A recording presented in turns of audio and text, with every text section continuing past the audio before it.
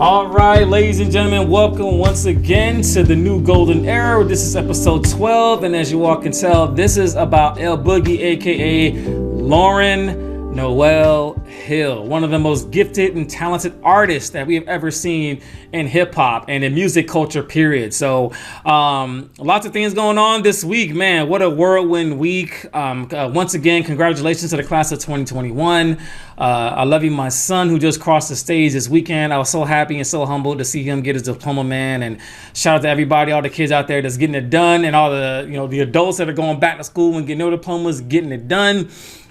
So shout out to all the 2021 graduates, and I've seen a lot of you all starting to take those masks off and stuff, man. So looks like the pandemic is starting to end just a little bit, but still be wary, y'all. Be careful, all right? So, but let me introduce my special guest for this particular episode. So, this gentleman is a part of my One Team, One Mission extended family. Shout out to OG Tech from last week in Outkast, did a phenomenal job. But this gentleman here goes by the name of J-Bone.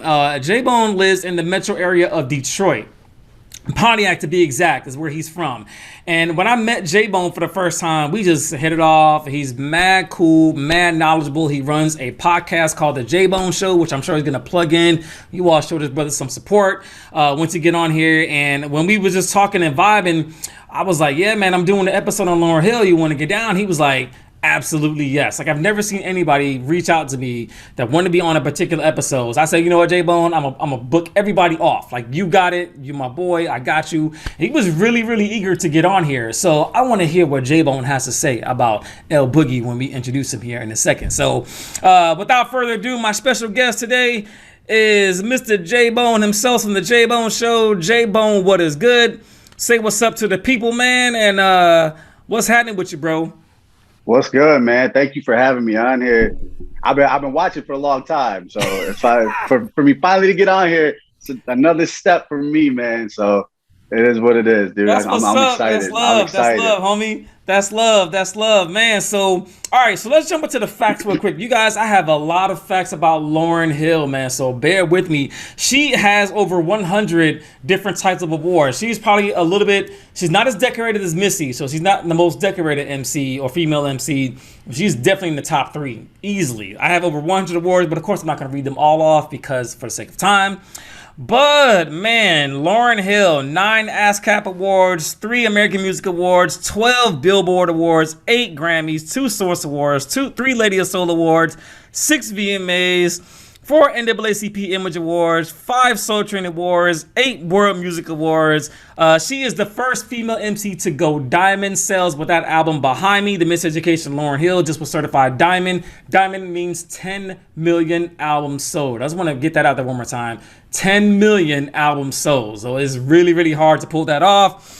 But we're going to be talking about Lauryn Hill in the time period of the new golden era, which is The Score with her, Pras, and Wyclef, which is also known as the Fugees. Dropped a 5-mic album from the Source magazine in February of '96.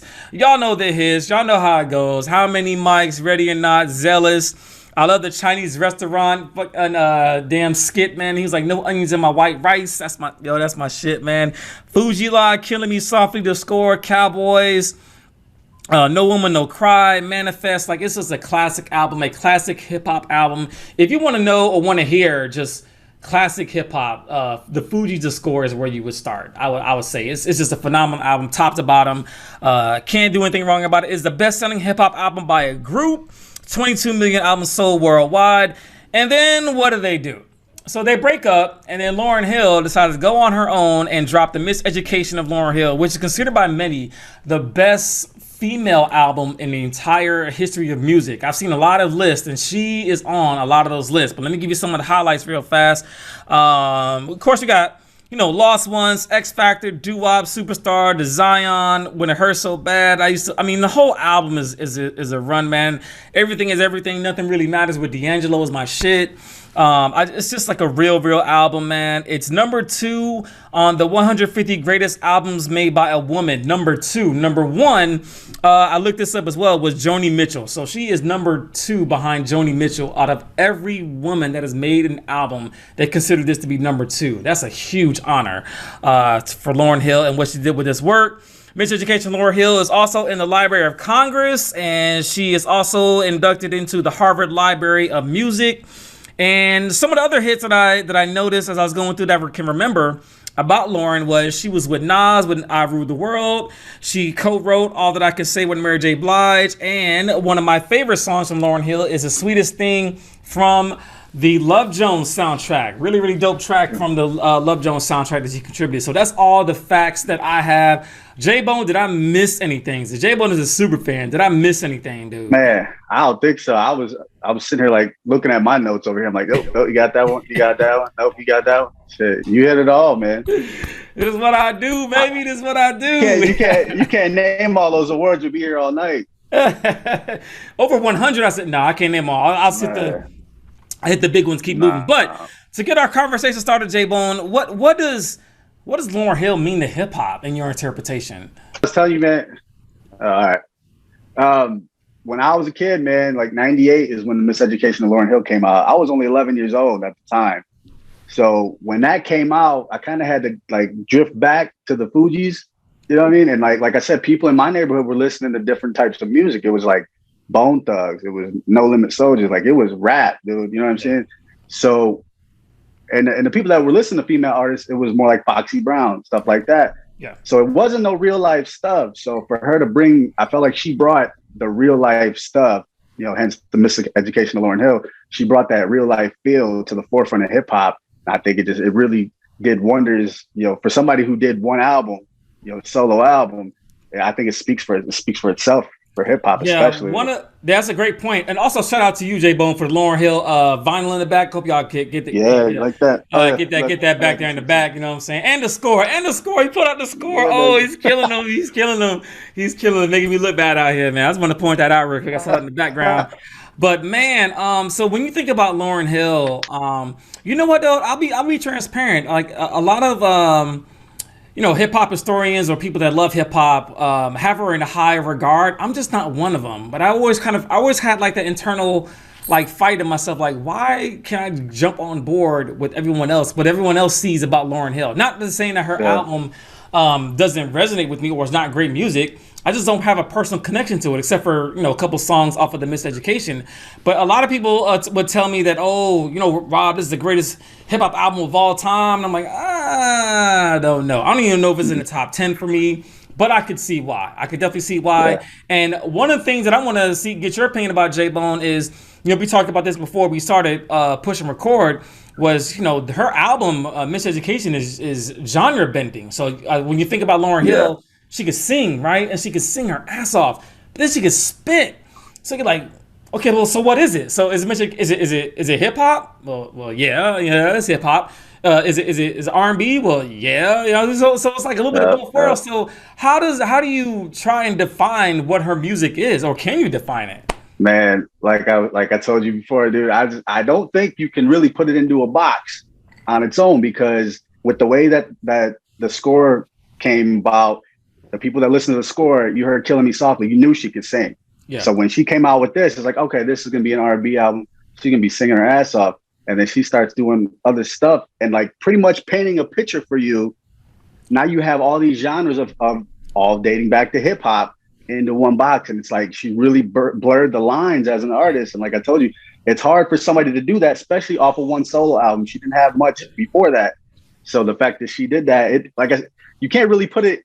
It's just hip hop, man. It's the roots of hip hop. You can't put it into its own type of genre. That's one of those albums that's hard to do. So. It is. And you know what make it so bug? I'm in, you know, shout out to Clubhouse, man. My folks in Clubhouse room. Lauryn Hill's Miseducation still in the R&B bracket right now. You know, so shout out to Flo in the room, and all my cats in the room. Shout out to the board of trustees. Y'all know who y'all are, my peoples. But man, like we're trying to figure out, okay, a lot of strife that we get with the Miseducation is it R&B, is it hip hop? But it seems like, or it appears to me, when I listen to it as an R&B album. I think it's more R&B sounding, more so than hip hop.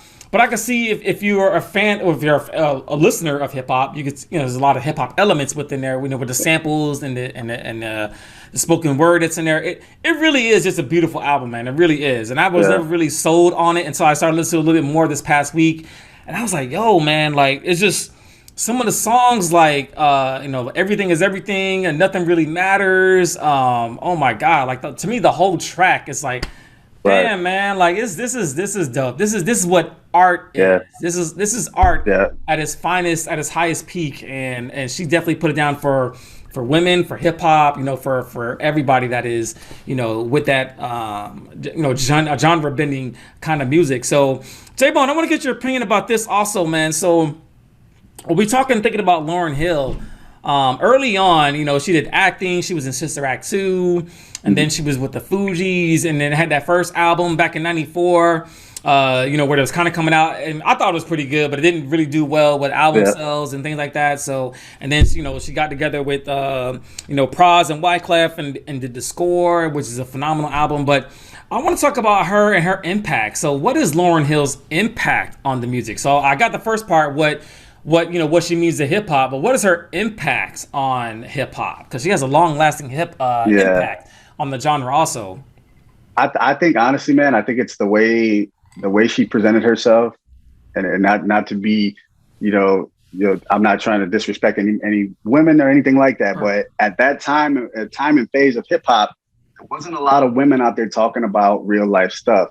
Like I said, the miseducation had everything from relationship issues to Zion was motherly love for her child. Right. You know what I mean? Right. Like just everything in a whole. And you didn't have that from the woman's side in hip hop at the time. Right. She was really, really the pioneer of bringing that to the forefront, like real life stuff. Yeah. This is real. Like this is real stuff. And she, honestly, I don't think she would have had none of that happen if it wasn't for the whole issue with the Fugees and the Wyclef and all that stuff. And you know that story. Yeah. So it was really her life pushed to the forefront of hip hop, and it turned out to be an art. You know what I mean?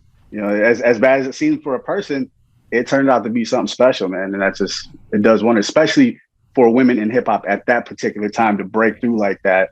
It's an amazing album. Yeah. And your keyword was breakthrough. That's exactly what she did. She broke down barriers, broke down walls. All those Grammy Awards that I think was 99 Grammy Awards, where she literally swept the Grammys, and she's got 10 million. She's the only female hip hop artist with a diamond album. You know how hard it is to sell 10 million of anything? Like, right. You know what I mean? So let alone like for her to get diamond success, like it's just a testament to her. But I do have a quick question though, J-Bo, and I want your opinion about this as well. Somebody told me a couple of weeks ago that without Lauryn Hill, you don't have Drake. Do you agree or disagree with that statement? Oh man, that's a tough one. You know what, man? I'm not even gonna front here. I'm not a big Drake fan. Okay, fair enough. People that know me are gonna laugh about that because I'm the guy in the house when they turn on Drake. I'm like, you know what I mean? It's just here you go, J-Bone. Here you go. But back to the roots of hip hop, man. I think there are certain people in hip hop that really laid down the platform for newer artists, male and female. And I do think she's one of them. Like, just imagine if she released 5 albums. Yeah. You know what I mean? Who's to say that she wouldn't be, diamond on all of them? You never know. She could be the biggest selling artist in the world, but we won't ever know that. And I think that's what kind of brings more attention to her, is there was that talent and that art that we're never going to see again. You know what I mean? It might be one-off type of thing. So, back to your thing. I don't know. I don't really know about the Drake thing, man. I don't know. It's all good. I just want to get your opinion from one fellow podcaster to another. Just want to get your opinion about that. I've heard some rumors about that, or that she laid the foundation for Drake's success, and I was like, I don't know. I don't think she's as. I think she's a way better singer than Drake. First off, so let's get that on the record first. So she's probably the best singer/rapper that we've ever had in history, but that can do both well and do them really, really effectively. I think Drake, let's be real. Drake, he's got a little voice, but he's nowhere the singer of Lauryn Hill. So we can stop that right now. But we can kill all that. But he got a little voice, whatever. But I mean, he knows how to me, Drake is a great songwriter, knows how to put songs together. And that's why I think the Miseducation is just a complete run of just great songs and emotions and just everything. To your point, man, like this is just life, dude. And just life kicking you in the ass. It's an art, man. It's a mural of just hip hop in its form, dude. And it's just like I said, when an artist can paint a picture for you front to back, album wise, it's like, dang, like the connection is what it takes. And she really did her job with that connection, I'm telling you. Yeah, no question, man. So, J-Bone, let's go with final thoughts, man. And the final thoughts when we start wrapping things up. And I want to get your take on Lauryn Hill and final thoughts. And what I mean by this is, how would you? So let's say that somebody has never heard of Lauryn Hill. I don't know how that happens, but let's just say. So what song off of Mitch Education do you identify with the most? So if you're going through the whole track list, I'll give you two. I'll be nice. I'll give you two. What tracks do you play off of Mitch Education the most? What are your go-to tracks for you to play for someone that has never heard Lauryn Hill's album or music before? So which two do you pick out for that person? I think one would have to be doo-wop. I feel like just because of the message in itself, you know what I mean? And that's once again going back to that. That's not a message that you had presented at that time, right? In music, period. Music, period. Yeah. To be honest, she was one of the first to do something like that. So she was, like you said, she's a pioneer in that aspect. But man, the other one, geez, maybe X Factor, I guess. Okay. I mean, me personally, I have to go back to the score because Fuji La is my shit. Fuji La is my favorite song that she has been on record, period. Yeah. So yeah, that's when I'll turn that up anytime I hear it, man. But I'd say you, doo-wop and X Factor for sure. That's what's up, man. And I would say Nothing Really Matters would be one of mine, and To Zion. I like Zion. It's just so smooth and mellow. X Factor is dope too, just the way that it comes in. It kind of has that Can It Be So Simple loop from the Wu-Tang Clan. Has that loop in there. But I'm a huge fan of the score. Huge fan of the score. Like, if you all have never heard the score before and you want to know about Lauryn Hill and know about the hip hop side of Lauryn Hill, that is where I would probably start. Now, like I mentioned, the Fugees made an album before that. I'm trying to think of the name of it. I know Nappy Heads was on there. It had a couple hits. Blunted on Reality. Blunted on Reality, correct, sir. Back in 1994. So it didn't really do well commercially. But, I mean, they got a couple hits off of there. But that's when I was introduced to Lauryn Hill. Then she made Sister Act 2, I think, in that same time frame. Yeah. And then she just blossomed into this, like, and everybody wanted to do collab with her. Like, I Ruled the World with Nas and you know what I mean, the Love Jones song, what was it? The Sweetest Thing. Like, it's just so smooth, man. It's so smooth. But I'm a Reborn fan. I'm not gonna front, y'all. I'm not gonna front to the audience. I'm not gonna hide it. But J-Bone, when he reached out to me, man, and I first met him, he's like, "Yo, I gotta get Lauryn Hill, man." I was like, I got you, bro. I got you. She's one of those artists, man. A lot, even my friends, they're like, "You like Lauryn Hill like that?" I'm like, "Yeah." And it just goes back to my childhood, man. Like, there's certain artists and groups that stuck to me because it was around, you know what I mean? And some stuff I had to find on my own. I want to say I didn't have much in common with Lauryn Hill, especially at 11 years old, but like, I didn't hear many women singing like that. Yeah. And then mix it with hip hop and R&B. It was like, this is something completely different to me. That's why I just attached to it. So that's what's up, man. That's what's up. Well, J-Bone, has been an awesome time, man. I appreciate you, my good dude. Shout out to you, man. And we're going to give, as we've been doing in season 3, paying homage to George Floyd, in the memory of George Floyd, and to all the others that we've lost due to social injustice. So we're going to do a quick 9-second moment of silence. So, J-Bone, if you could bow your head for me, and then we'll get into the shout-out portion here.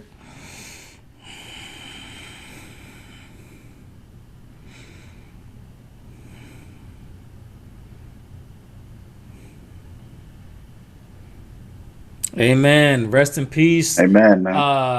Let all the others that we've lost due to social injustice rest in peace as well. So, J-Bone, the floor is yours, man. Who are your shout-outs going to, big homie? Man, first of all, shout out to you, man, for having me. I'm keeping up on your stuff, dude. You're doing a great job. And from one podcaster to another, dude, I ain't seen much like you out there, man. You're going to make it, I'm telling you.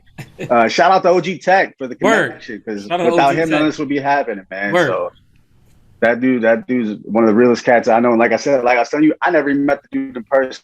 I could tell that's one of the realest dudes I know right there, man. So shout out to everybody who's listened to me personally, man. All my friends and family who've listened to me, people that reached out talking about me being on here, how they can get involved and see this episode. Just the media, social media, man. Like, there's such as much as we don't see it, there's such an approval for people like me and you out there in the social media world, because people, whether they like to admit it or not, they like to hit that like button, share, whatever. They are listening, man. They are listening. So Shout out to all them. Shout out to you, man. Like I said, you first and foremost. Nah, man, I thank you, my good dude. I appreciate you, man. My shout out to Short as well. Shout out to J-Bone, the J-Bone Show. You guys plug in, tap in, man. J-Bone, he plays like music on his podcast. He talks about things, different topics. I'm tapped in every time he drops. I'm trying to get him to drop more shit. So I'm trying to push him, man, so I can be a guest on his show. So I'm blessed to have him on here with us. So thank you, J-Bone, of course. Shout out to OG Tech. OG Tech made this all possible. I would have never met J-Bone if it wasn't for OG Tech, and I would not have met Miss Corona if it wasn't for J-Bone. So shout out to Miss Corona. Man, she is so cool, man, and that's like an OG mom to me, for real. So shout out to you, Miss Corona, for what your contributions are to hip hop. I'll have her on in a couple of weeks. Shout out to the family. Shout out to all of our followers and supporters and everybody that's tapping in every single week, man. It's just been a blessing, a great ride.